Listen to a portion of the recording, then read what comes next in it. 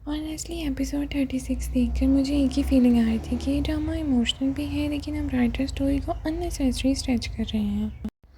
और बादशाह और चंद्री के सीन्स ने ऑडियंस को और ज़्यादा कंफ्यूज कर दिया, लेकिन एंडिंग ने एक चीज़ क्लियर कर दी कि नेक्स्ट एपिसोड्स में ये तो प्रॉपर कन्फ्रंटेशन होगा या फिर से मिसअंडरस्टैंडिंग्स। आज हम फुल ऑनेस्ट रिव्यू करेंगे एपिसोड 36 का, गुड सीन्स भी, वीक राइटिंग भी और वो मोमेंट भी जिसने पूरे एपिसोड का इम्पेक्ट कम किया। तो चलिए सबसे पहले बात करते हैं एपिसोड की ओपनिंग की। ऑनेस्टली स्टार्टिंग के इमोशनल एटमॉस्फेयर काफ़ी स्ट्रॉन्ग था, स्पेशली सुंदरी के एक्सप्रेशन जेन्युइनली नेचुरल लग रहे थे। आजकल पाकिस्तानी ड्रामास में ओवर एक्टिंग इतनी कॉमन हो गई है कि लेकिन इस एपिसोड में इमोशनल सीन्स काफ़ी कंट्रोल थे और लगता है कि सुंदरी का कैरेक्टर इस ड्रामे की बिगेस्ट ट्रेंड बन चुका है।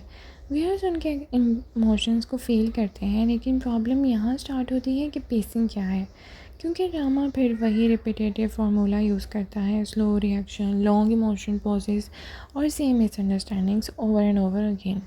एक पॉइंट के बाद व्यूअर्स को लगता है कि ओके, हमें समझ आ गया है, अब स्टोरी आगे भी तो लेके जाओ। अब ऑनेस्टली बादशाह का कैरेक्टर की बात करते हैं। मुझे समझ नहीं आ रहा कि राइटर्स एग्जैक्टली उसको किस डायरेक्शन में लेके जाना चाहता है। कभी वो इमोशनल और केयरिंग लगता है, कभी ऑब्सेसिव, कभी मैच्योर और फिर सडनली बिल्कुल इरेशनल। और ऑडियंस इसी वजह से इमोशन कंफ्यूज फील करती है। कैरेक्टर डेवलपमेंट ग्रेजुअल होना चाहिए। अगर कैरेक्टर हर एपिसोड में पर्सनालिटी चेंज करेगा तो व्यूअर्स कनेक्ट लूज़ कर देते हैं। ऑनलाइन ऑडियंस भी इसी वजह से डिस्कस कर रही हैं कि ड्रामा का टोन इनकंसिस्टेंट फील होता है। कुछ व्यूअर्स को लव ट्रायंगल इंटरेस्टिंग लग रहा है, जबकि दूसरे लोग कहते हैं कि सेम कॉन्फ्लिक्ट रिपीट हो रहे हैं। तो चलिए अब बात करते हैं उस सीन की जिसने एपिसोड को वीक कर दिया। जहाँ राइटर का इमोशनल पे ऑफ होना चाहिए था, वहाँ फिर अननेसेसरी ड्रामेटिक कन्फ्यूजन क्रिएट किया गया। और मुझे लगता है कि ऑडियंस इसी चीज़ से फ्रस्ट्रेट भी हो रही है, क्योंकि कैरेक्टर इतने एपिसोड के बाद भी सेम मिस्टेक रिपीट कर रहे हैं। व्यूअर्स इमोशनली इन्वेस्ट करता है, फिर जब स्टोरी प्रोग्रेस करने की बजाय फिर सर्कुलर ड्रामा हो जाता है, तो नेचुरली रैशनल रेडिट और सोशल मीडिया पे भी व्यूअर्स ओपनली कह रहे हैं कि ड्रामा ड्रैग हो रहा है और story line repetitive same direction में जा रही है। लेकिन फेयर रिव्यू देनी है तो गुड पॉइंट्स भी मेंशन करने पड़ेंगे।